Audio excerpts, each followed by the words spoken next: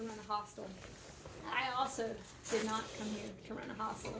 I came here because in 2000 had a phone call with a girlfriend, French. I'm not gay or anything, and that's okay. I'm just not.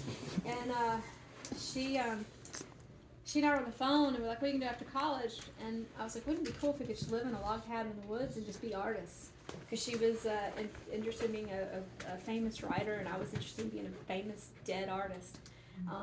So we came here in 2000 to spend the fall, and my grandmother was like, "Well, you should open up the place for the Southbounders."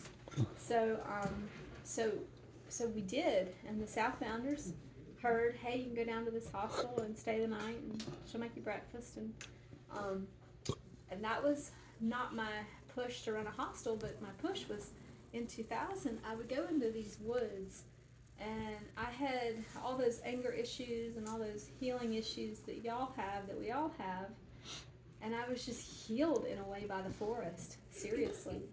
I remember one of my favorite scenarios was just feeling anger, and I would just get angry at the trees.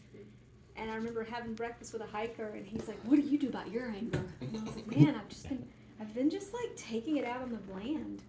And he's like, "Wow, that actually sounds helpful." I later learned that the Buddha, who's somebody I'm very fascinated by, just as fascinated by Christ, the Buddha for some reason has been a better teacher for me.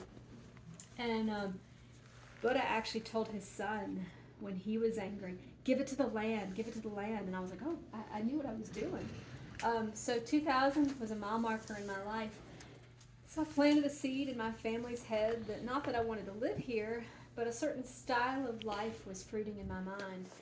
And as my grandmother got older, and the hikers were like, "Well, how are you going to keep this thing going?" She pinned me as the person who's going to run it. So that's another version of the story. So there you go. And she pinned me because she knew my own little self-prospecting vision of my lifestyle. And the hostel was literally so I could have a job. And then, for money. And then the cool thing is my personality has been able to keep up with the challenges of the job. So I say that, and then I kick myself later because I'm like, oh, maybe another job would be better. I'm deep in this one,